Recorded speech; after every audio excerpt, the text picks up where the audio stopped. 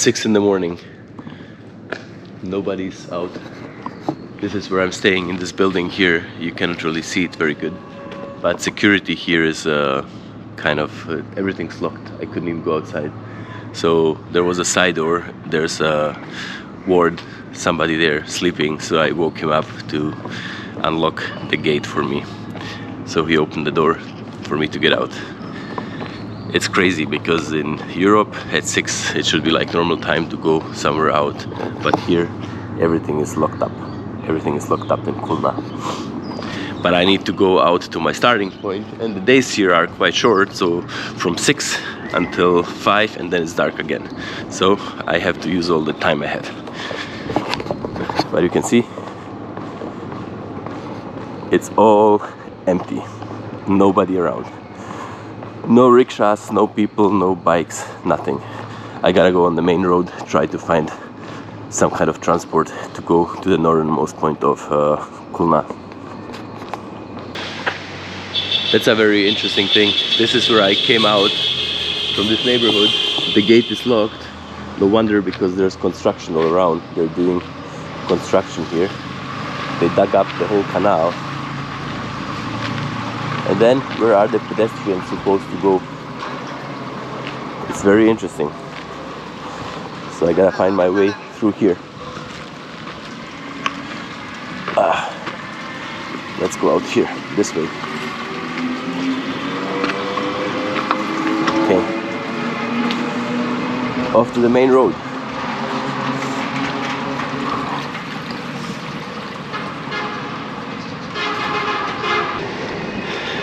There's a problem in the morning because nobody's around really. I tried to use Uber to get a ride because I need to go 80 kilometers.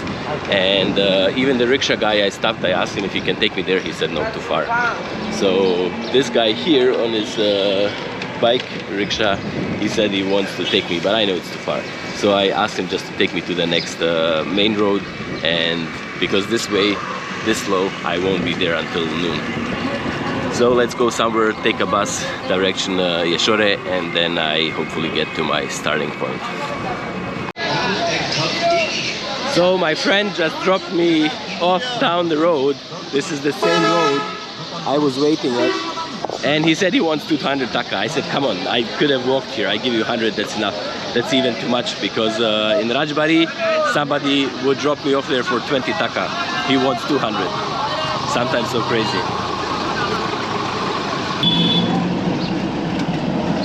The prices here are really crazy. The bicycle rickshaw guy, he wants to drop me off just down the block, basically 2-minute walk for 200 taka. And now I find a guy with a rickshaw who can drive me 18 kilometers. He asks for 300 to bring me all the way up there. It's just insane. Like, some people are fair, and some people, when they see a white guy, they just think they can ask for anything. But I mean, 100 taka is not a lot for me. It's not even €1, but I just don't want to be that kind of fool to give him 200 just for a 2-minute walk. Because I asked him to drive me. Cantonment? Yeah, cantonment, yeah. Okay. I asked him to bring me to the outer bypass road. He basically just dropped me off at the first bus stand. Yeah. Okay. This is a very nice man. What's your name? My name is Robbie. Robbie, easy name. Robbie Dean. This is a really honest, nice man. He asked me 300 taka to bring me almost 20 kilometers. Very nice man. I'm gonna give him 500 because he's so nice. And I just hope he has. You have 500 taka? 600, 500, 600. But you can give me back. You can give me back. You have 500. 600. Huh? He asking for 600. Even that would be fair because it's very far. But you have 400. Give me back. Because it's I don't know. It was a long ride out here. It's like 40 minutes. In Dhaka, you pay like whatever for a couple minutes, 200. And the other guy just asking 200 for down the road. So. 1, 2, 3, 4. Yeah? Good? Thank you. Dhanavat. Welcome. Dhanavat. Very nice. Yeah. Very nice. Thank you bringing me out here. Okay. Okay. I walk from here to Khulna later. Yeah. Okay. Thank you. I'm at the northernmost point of Khulna. Up here is the direction to Yeshore, and down here the city of Khulna, and out around here you can go to the Mongla port. I think it's the second biggest port in Bangladesh, seaport. But Khulna so far I've seen is it's very poor. It's much poorer than Dhaka. You can see the roads, the houses. I will show you. It's quite different, and even the drivers and many people, they use really old phones, like not smartphones, and showing them something on a map is kind of very difficult to explain to someone where I want to go on Google Maps if they don't know how to use Google Maps. So it's very difficult. So basically you have to tell them a place which they know, like something, a bazaar or something next to where you want to go. So they basically, you mention the bazaar, but actually you want to go like 2 kilometers further, and then they bring you to the bazaar, and then they look at you why you want to go anywhere else. It's very difficult. But still, I got out here, and my driver Robbie was actually nice, trying his best, explaining me something about the places we passed by, and very nice man. So he deserved this money. This is what most guys do around this northern stretch of the road. Everybody is just sawing wood. Lot of wood. Lots and lots of wood. People are building door frames, doors, I know, all kinds of boxes, all kinds of old traditional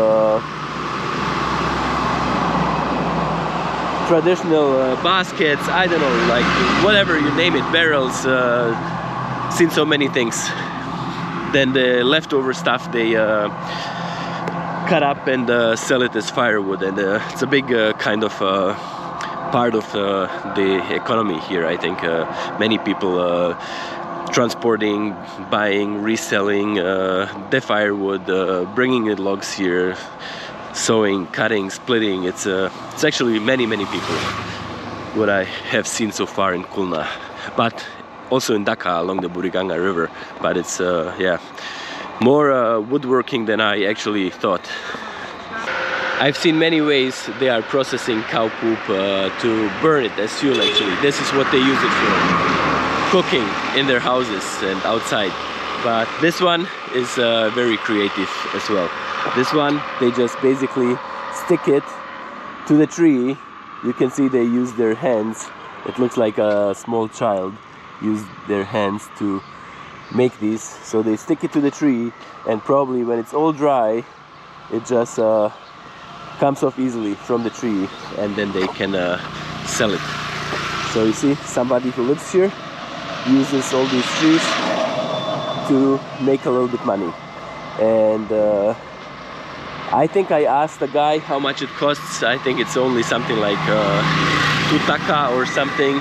I'm not quite sure, but anyways, this is how people make some extra money. This region here is much poorer than Dhaka. It's really crazy when you're in Dhaka, in Gulshan, and seeing all this like wealth, the banks, and people in their like expensive cars. Me going to KFC, spending 900 taka for eating by myself, and there's like whole families then spending whatever, like 2, 3, 4,000 taka eating at KFC, and meanwhile some people make barely that much money in a whole month. It's really crazy. That's a good idea. There's some traffic rules explained to many people here about the traffic lights, I don't know, the roundabouts, what kind of signs, everything.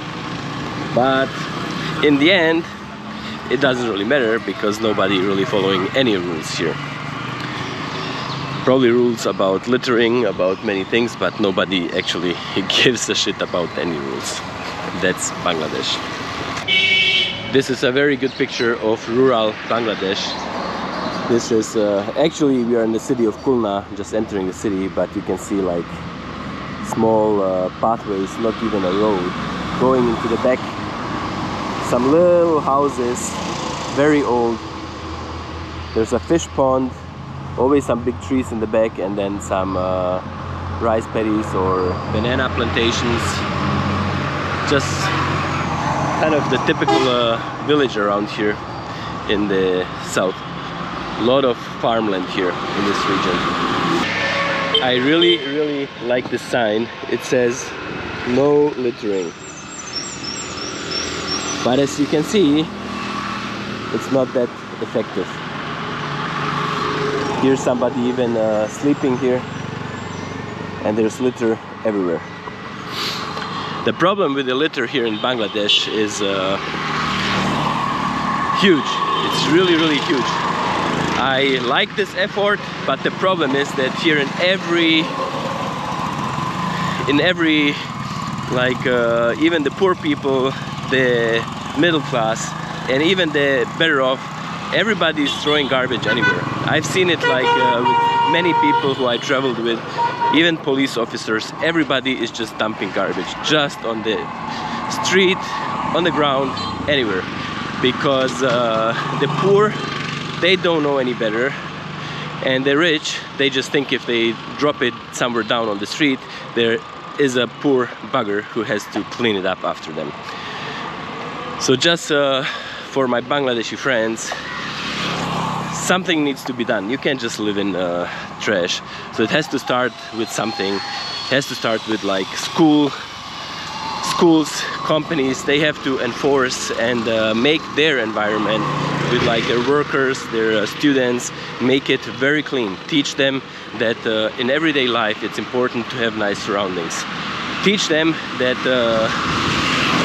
I know it's not easy to get rid of all the trash because you still need to put it somewhere, but you also need to find ways that it's not literally everywhere in front of your houses. So if you have at least a garbage dump, and somebody has to figure out how to manage the waste, and people have to be responsible, because this way, if it continues like this in 20 years, Bangladesh is just gonna be like, it's just insane. It just sums up so much, all of this garbage. So please, somebody take some action. And if you didn't know where Nokia originates from, it's from Khulna city, from a brick factory here. The Finns actually just stole the name from the Bangladeshi people here, from their company. Or wait, was it the other way around? I'm not sure. It's time to eat.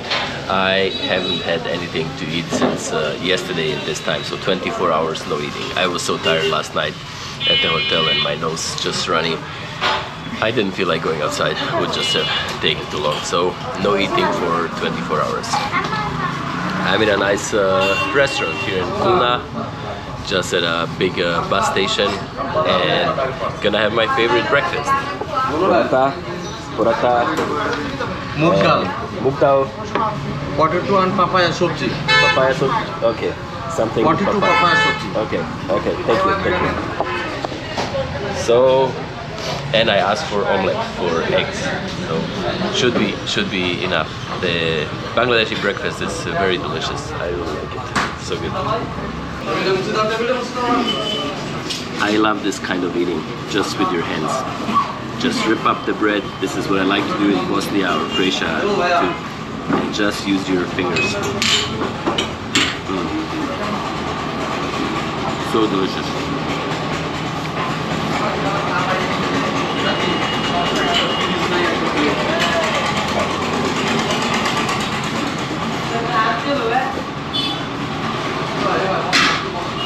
Here's my omelette. Oh, so hot. So hot. Let's try this one here.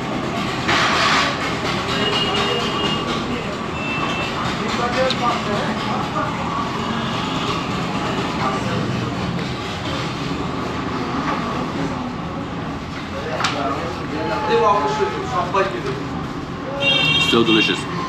Just for first-time visitors, it's really difficult, I think, traveling in Bangladesh. If you never experienced Asia, I'm often in Indonesia, so I think my guts are already fine. But you use your fingers, you're shaking hands, make sure you wash your hands. Make sure you eat something like this, fried, cooked. Don't just eat fresh stuff. Don't drink water you don't know where it's from. Don't eat cucumbers at the bus stands because you don't know how many times they were handled by who. So eat something deep fried and just watch out where you're going. I'm lucky so far. I think more than 1 week in Bangladesh and I have no stomach problems.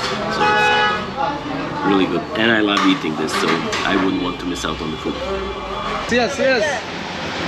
Nice guys here. What's the name of this place? MD Raju. And Raju in Khulna city.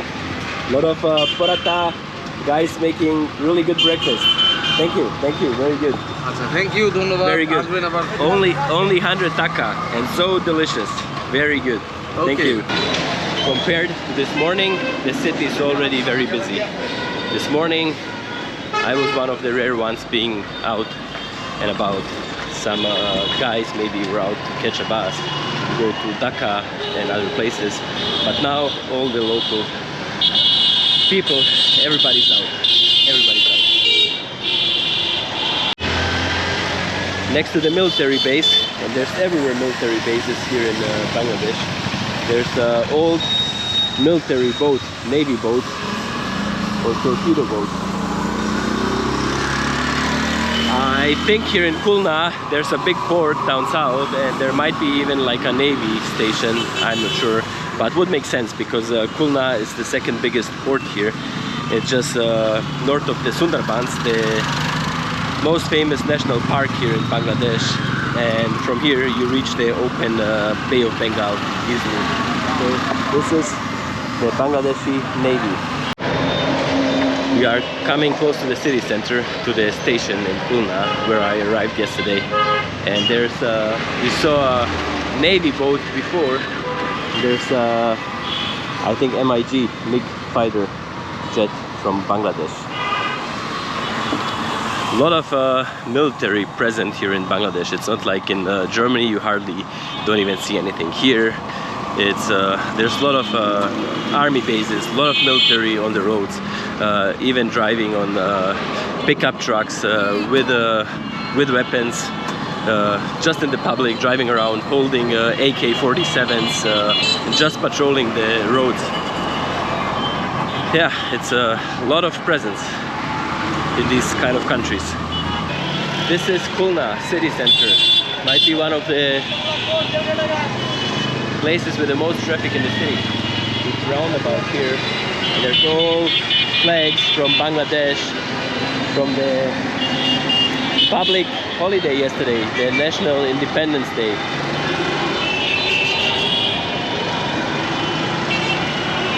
But Khulna, compared to Dhaka, is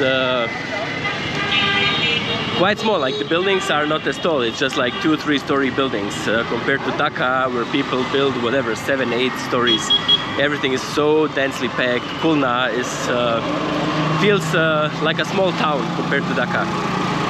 And even though it doesn't have completely 1 million people, it's something about 970,000. So it's again just a matter of time, or maybe it already has more than 1 million people. It just depends on when the last census was, when they were counting the population. So roughly 1 million people, but feels very small, especially in the morning and at night. It's not as crazy like Dhaka. This is Khulna.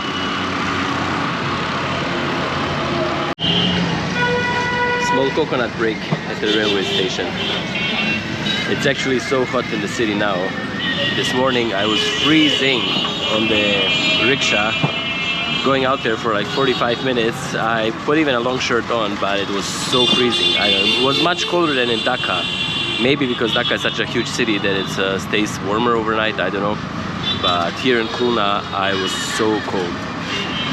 And now I feel so hot because the sun is out, it's almost noon, and then I need something again to refresh a little bit. 100 taka, not even $1. We are walking on the station road here in Khulna, in the city center. It's basically a lot of warehouses, shipping something, selling. It feels like I'm in Shanghai of the 70s.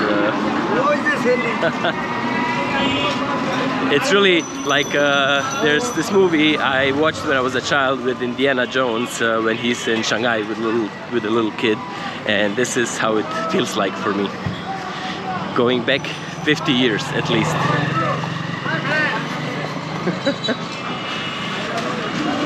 And it's not easy walking around in Bangladesh because everybody wants to say hello, everybody wants to shake your hand, everybody wants to hello, hello. How are you? Croatia, Europe. Yeah.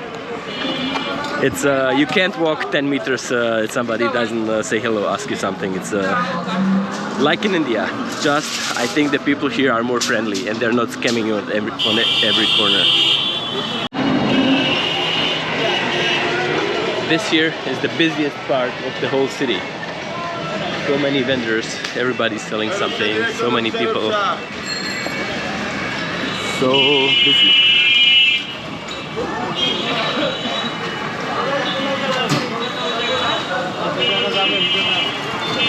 That's Khulna. It's not Dhaka, but it's still busy in the center. Okay, time to go to the bridge, but I'm walking. Hello, hello. So many guys here with the rickshaws waiting for their customers. There's a ferry ghat and a bridge down here. So very busy place here. Oh, what's this? People making something. Might be actually the stuff I tried in Rajbari. The sweet stuff and the, I don't know what they call it, keks. But nobody's around here for the day. It's just for the nighttime. And again, same like in the northern part of the city, now in the southern part, going to the bridge, it's hello, hello.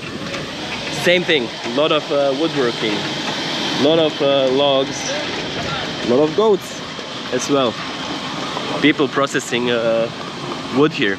I think a lot of it is for firewood because it's very small, but I might be wrong. I don't know what they're all doing with it. Might be also be for construction, just for like poles supporting. Hello, hello. From Croatia. Yeah, like these small poles might be just for construction. The bigger stuff they can be using for doors like this and the frames. Very busy. Anyways, everywhere you go, very busy here in Bangladesh. If you come to Germany, to an industrial area, it's quite empty. Other than some trucks coming and loading, but not as many people, because most stuff is done with machines, forklifts, whatever. But here, everything done by hand. Thank you, thank you. The goats are actually eating the bark from the wood. How are you? Good, good, thank you, thank you. That's why there's so many goats here, because they don't eat grass, but they can eat the bark of the wood, so they get food anyways. Bangladesh is very beautiful country. Bangladesh it is very beautiful Bangladesh country. is very beautiful country. It's not.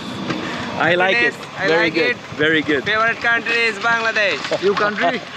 This place with all the woodworking, like people making firewood, wood processing, and sewing. It would be very interesting to visit some of these places. The problem is, if I go in a place inside, so many people, all of a sudden, if I'm just kind of walking, like I have my direction and then I'm not stopping, I'm okay, I'm in a good like move on the go. But if I stop somewhere, for some reason everybody shows up. Like, all of a sudden there's like 20-30 people. They like encircle me, they just watch me, stare at me, and everybody wants to talk to me. They all want to show me something, they all want to bring me somewhere, they all asking for money. It's like so annoying. Sometimes you can't get out like for half an hour. Most of the time I do appreciate some contacts and it's very nice. I met many nice people, but you have to be careful when you come to Bangladesh. Like not even everybody is nice probably, and then it's sometimes very hard to get moving. If you want to do something particular, it's very difficult to finish it in one day because yeah, just many people want to hang out with you, ask you something, show you something. I don't know, take your time. Some are nice, they want to invite you, but some in the end they want some money. So it's difficult.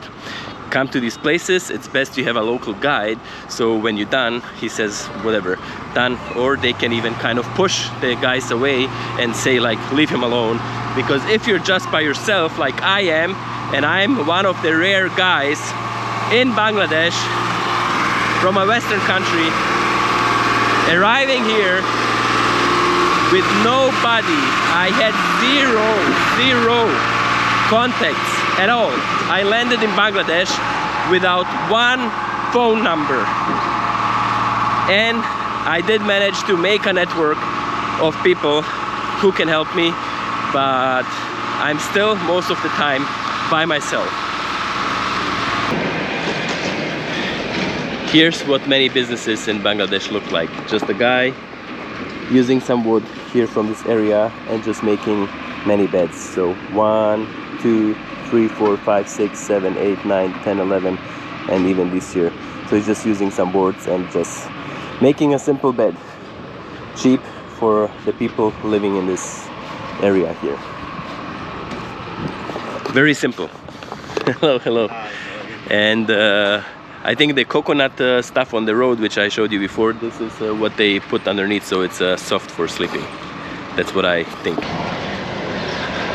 I'm almost at the end of my walk, but this here is the Khan Jahan Ali Bridge. It's one of the, or not one of the rare, it's the only one. It's the only connection from this side of the city to the other side of the city, across the river. That's a big problem here in Bangladesh, like connectivity. You have only one bridge in a city of 1 million people, and so you can imagine like how many bottlenecks there are during a day, people going from this side to the other side. There's always traffic jams at bus stations, at ferry ghats. Then you have this one bridge which is going over, which is great because there's gonna be more and more bridges every year here in this country, so connectivity is getting better compared to what it was 20 years ago, but it's still not enough for how many people live here in Bangladesh. I was wrong actually before. There is a second bridge and I knew about it, I just forgot. That's the railroad bridge across the river, but I'm not sure if there's any passenger traffic. I think this railway just goes to the big port, so it's Bangladesh's second biggest port after Chittagong, and it's a pretty new project, I think, to connect Dhaka most likely with the new Padma bridge and completely new railroad to here, which you can see going back quite far. So they can ship goods much faster and easier from Dhaka to the seaport, and then probably in containers to Europe and to the West. It's the first time in my life I see jute. This here is a plant which is very typical for this region. This is how it grows, and then the strings around the fibers, I think they put it in water and they take off the fibers, make jute in the mills process the jute. I've seen some of them here in Khulna, and then this stuff actually they keep for like burning material. They can use it for cooking. People here depend on anything for cooking. I think gas is probably quite expensive, so people rely on cow dung and firewood and jute sticks, whatever is cheaper. I've seen many kind of very poor people. They even come to these sawmills and they will take bags with them and just take like whatever is left from the bark around on the street. So they just will pick it up. Some of them are even driving on their self-made rickshaws, driving around Khulna city and just looking for some branches along the road and collecting them, putting on collecting them so they use it for firewood. It's pretty insane. Every single piece of wood is used. That's it. I'm at the last point of my walk, the southernmost point of Khulna city. This is Khulna, where I came from, and this is further south. It's quite a rural area. Even in Khulna, you see like all little houses in the bush, rice fields, and even here, even more so, more rural than up here. And then some fishermen and boats doing some whatever of their business, transporting rice. And the river coming into the bigger river here. So much water here, so much water. Even now when it's the dry season, there's still a lot of water. Anyways guys, Khulna actually worked out much faster than I thought because I didn't make many breaks and I kind of ignored everybody a little bit, so I kind of pushed forward because I might meet a friend through a friend who's from Italy and lives here in Khulna, so I'm curious about this story. 27 kilometers through Khulna in whatever, from 7 to 3, so it's 8 hours. 8 hours. That was actually quite quick today. Guys, gonna enjoy my evening. See you tomorrow, after tomorrow, from a different city in Bangladesh.